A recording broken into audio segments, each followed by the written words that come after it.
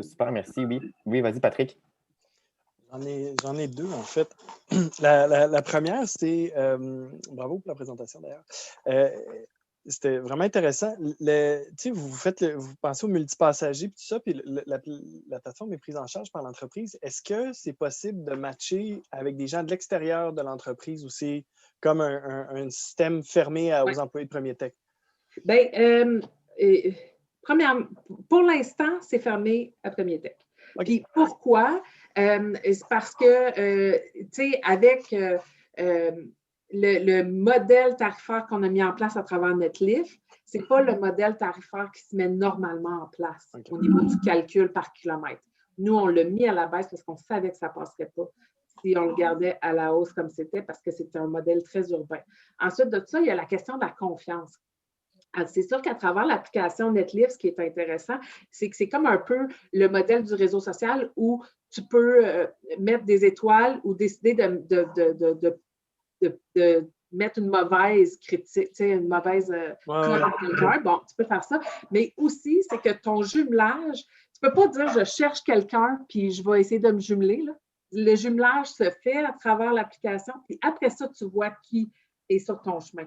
Fait que tu ne peux pas chercher quelqu'un. Fait que, mettons, je ne sais pas, un ou une collègue a une obsession sur un autre collègue, ben, il ne pourra pas le chercher à travers l'application, mettons. Et bien, tu sais, c'est ce qu'il y a. Non, c'est vrai que je vois les enjeux des fois qu'on ne pense pas toujours au départ. Oui, c'est ça. Puis c'est ça. Fait que, quand tu as une offre, l'offre a été envoyée, mais tu peux la refuser facilement. Ce n'est pas parce que tu as une offre qui tombe dans ta boîte que tu es obligé de l'accepter. Fait que c'est ça. Mais c'est une réponse longue, là, mais ouais. Non, mais c'est parce que je pense à éventuellement, si on développe une plateforme de covoiturage régional pour essayer de mettre les gens, puis c'est l'arrimage de celle de Premier Tech. C'est sûr que Premier Tech, c'est une ville en soi, là, c'est plus gros que bien des municipalités au Bas-Saint-Laurent, fait que vous pouvez pas avoir votre affaire fermée qui fonctionne à l'interne. Mais en tout cas, c'était juste pour voir s'il y a un arrimage possible ou si éventuellement on pourra en venir à ça, parce que ça reste que des fois, il y a peut-être des non-matchs qui arrivent pour des gens de Premier Tech, puis que là, si on était capable de faire du match à l'externe, il y aurait peut-être quelque chose là. En tout cas, c'est une réflexion. Puis, il y a peut-être un lien avec ma deuxième remarque, c'est par rapport à la mobilité, la politique de transport durable. Bien, tu sais, nous, dans ce que je vous ai présenté, la grande architecture, l'idée, c'était un peu d'alléger Transport Vas-y à Rivière-du-Loup, de ne pas faire le transport urbain, d'alléger Vas-y sur les grands axes pour qu'éventuellement, Transport Vas-y puisse redéployer un circuit urbain. Puis, tu sais, est-ce que la boucle ira jusque chez Premier Tech puis le quartier industriel? Oui ou non, mais peut-être que dans le fond, pour vous, de réfléchir à une navette, si Vas-y ne le fait pas, ben, pourquoi pas penser à une sorte de navette Premier Tech, quartier industriel ou le pôle, je pense qu'il y a un projet d'espèce de pôle industriel Rivière-du-Loup, puis faire en sorte que ça soit connecté au réseau, quitte à ce que ça soit les entreprises qui le prennent en charge. Mais je pense que là, il y a une belle piste. C'est comme on est en train de structurer le transport collectif régional, il y a quelque chose là à travailler, là, je pense. Bien, certainement, mais puis, tu sais, on l'a vraiment évalué avec une entreprise de la région au niveau d'offrir une navette. Les coûts étaient exorbitants par tête, par trajet. C'était vraiment, vraiment... De où à où? Vous avez regardé une navette de où à où? Du centre-ville de Rivière-du-Loup parce que c'était jusque sur le campus. Ah oui, OK. Oui, parce que notre concentration était là. Puis on se disait, si pour ce qui est noyau central, on a une navette, puis pour ce qui est plus large, mettons les gens qui travaillent qui viennent de Rimouski, mais qui se regroupent 4 par véhicule, mais qu'eux autres, on subventionne un peu plus leur covoiturage, mais que pour le plus à proximité, on met une navette. Mais encore là, c'est quand même, ça demeure très dispendieux pour les entreprises. Ouais. Mais il y a des discussions à y avoir, c'est certain. Là. Il y a moyen aussi d'avoir une collaboration entre les entreprises puis les villes ou les MRC. Là. Je sais qu'il y a des places au Québec où ça se fait. Là.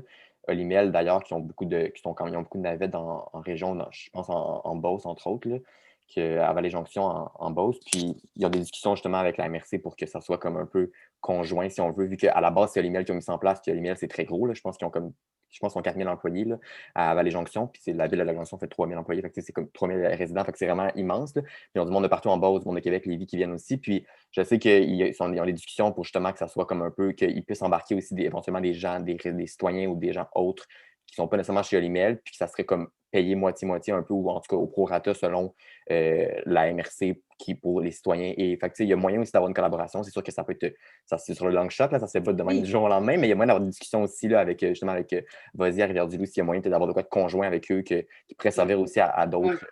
On les avait approchés parce que c'est sûr qu'il y a ça ne se fait pas bing bang, on tasse ce qui existe. On avait approché Voisy, puis Voisy disait on est débordé, là. Faites votre affaire de votre bord, là. On peut pas collaborer, là. Le système, je ne peux pas trop m'avancer parce qu'il n'y a rien de cané, mais l'idée, c'est quand même d'aller chercher un financement à travers une majoration de la taxe sur le carburant, ce qui amènerait beaucoup de revenus à l'ensemble des transporteurs régionaux, là. Puis ça, c'est un game changer pour Voisy comme pour tout le monde. Fait que quand ça sera fait, je pense qu'il va aussi y avoir des possibilités ou des ouvertures qu'on n'a pas maintenant. Oui. Puis, si je peux me permettre d'ajouter, là, je l'entendais un peu tantôt entre les lignes, là, mais il y a une dualité entre les transporteurs pour lesquels c'est leur gagne-pain, puis la réalité de venir mettre du covoiturage dans le game qui pourrait enlever du marché à des transporteurs. Et je pense qu'il y a un changement de mentalité à avoir là où est-ce que les solutions peuvent se côtoyer facilement, puis travailler ensemble pour optimiser le transport sur le territoire.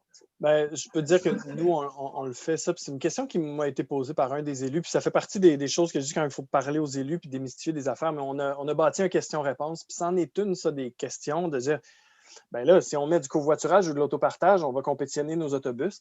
Mais il faut voir l'étendue de notre territoire au Bas-Saint-Laurent puis les besoins que le transport collectif ne peut pas répondre. Fait qu'il faut les voir comme complémentaires. Puis nous, c'est vraiment comme ça qu'on l'amène puis qu'on veut. Mais oui, il y a c'est un autre aspect à démystifier, puis il va falloir un peu taper sur le clou. Parce que, je veux dire, pense à l'arrière-pays, il y a des villages qu'on ne peut pas aller avec un autobus 3 fois par jour. Fait que le covoiturage, ça devient leur seule option. Tu sais. Oui. Oui, tout à fait. Il y a Christine de notre liste qui voulait intervenir. Je pense que c'était une question ou c'était... Oui, ben en fait, c'est plus en réponse à Patrick Morin. Premièrement, bonjour, on ne se connaît pas, là. Moi, je suis chef des opérations chez Netlif. Puis, c'est ça, je travaille avec Marie-Hélène. Donc, on a travaillé de façon étroite ensemble au tout début. Puis, à la question que vous disiez, est-ce que c'est le covoiturage, c'est fermé par entreprise ou est-ce que c'est multi-employeur? Je vous dirais qu'en période de pandémie, malheureusement, c'est sûr qu'on ferme le plus de frontières possible. On essaie de respecter les bulles. Mais c'est sûr que la vision ultime, puis là, je dis dans un contexte, par exemple, à Montréal, là, de dire un employé qui travaille à la Banque nationale puis un employé qui travaille chez Desjardins, ils sont sur la même rue, ils ne savent pas, ils ont le même horaire. Donc, la vision qui nous anime, là, c'est de dire comment on est capable d'utiliser le parc automobile actuel, de le densifier, de trouver les meilleurs jumelages, donc les meilleurs horaires, le moins de détours possible pour en faire un système de transport alternatif.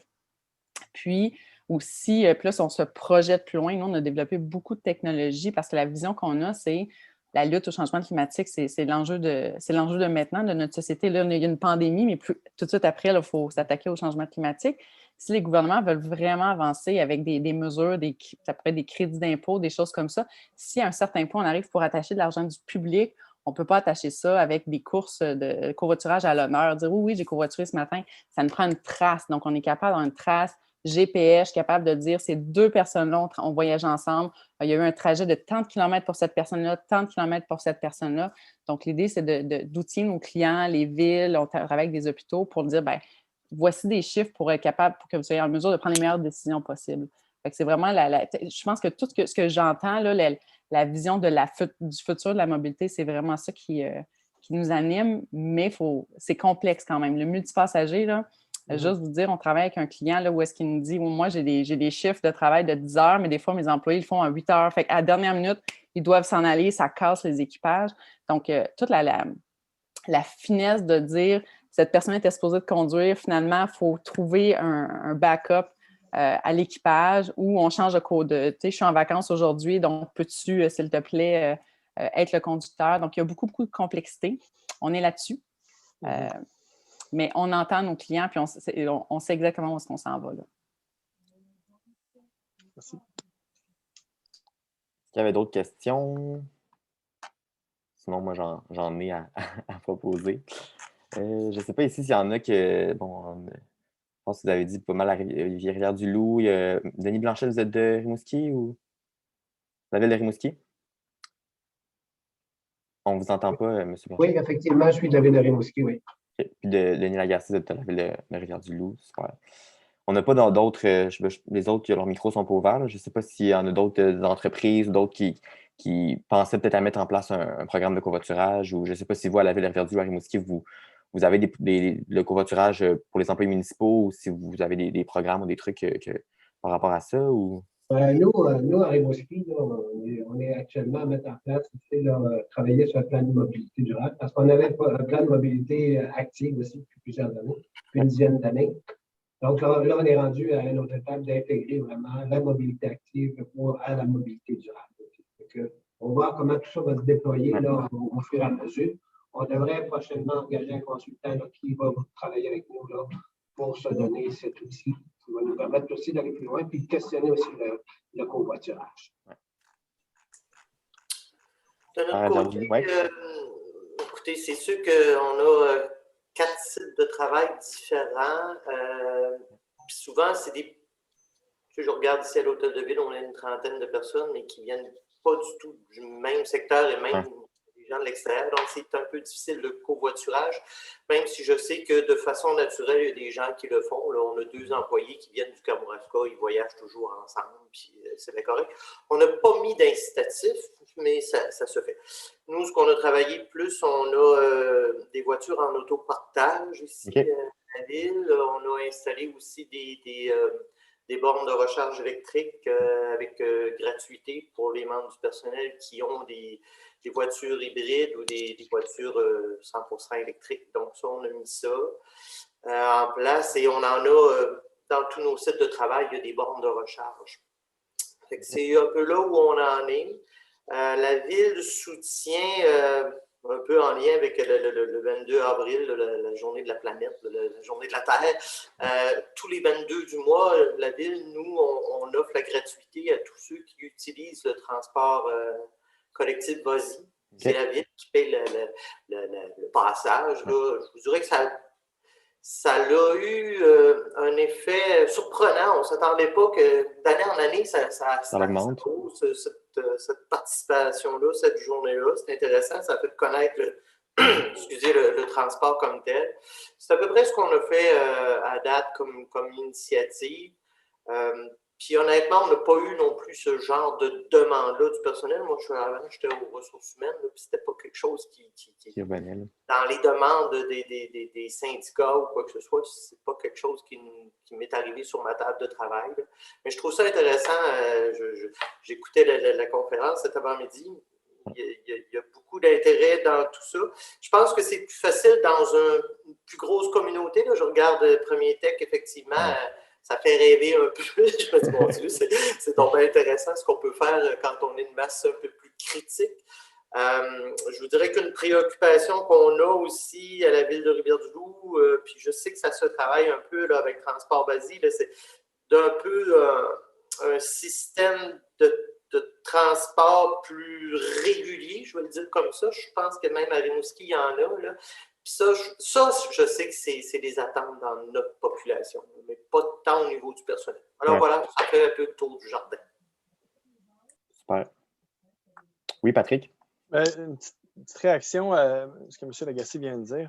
Ce que vous avez dit sur la gratuité à tous les 22 du mois, là, ça, c'est une chose qui nous revient souvent. En fait, ça fait appel à la prévisibilité.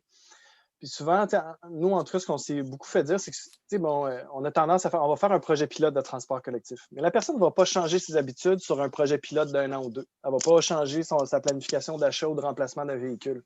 Fait que le fait que vous ayez un 22 du mois, toujours, c'est là-dessus que vous allez... Puis nous, quand on parle du transport collectif régional, on dit, les véhicules vont être vides au début.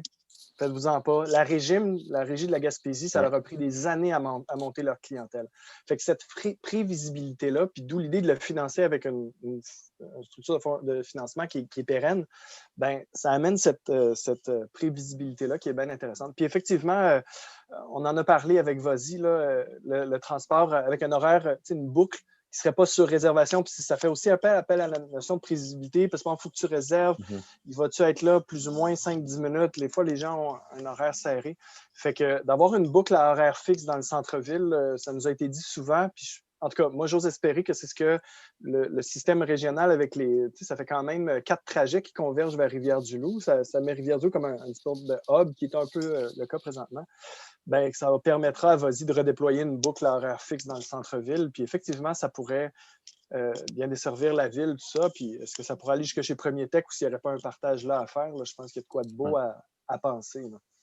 Bien, si je peux me permettre d'ajouter, moi je sais qu'il y a des familles, des ménages à faible revenu qui attendent de faire leurs affaires le 22 du mois parce que oui, ça les a. Et puis ça nous a un peu surpris. On a eu ça comme commentaire de gens qui nous ont remercié de les aider à ce niveau-là. C'est sûr que pour faire aussi du pouce sur le circuit là, qui serait plus régulier, moi, une chose, puis ça va être un commentaire personnel que j'ai déjà fait à M. Bastille, là, qui est le gestionnaire de Transport Vosy. Le site Internet n'est pas simple, n'est pas très convivial.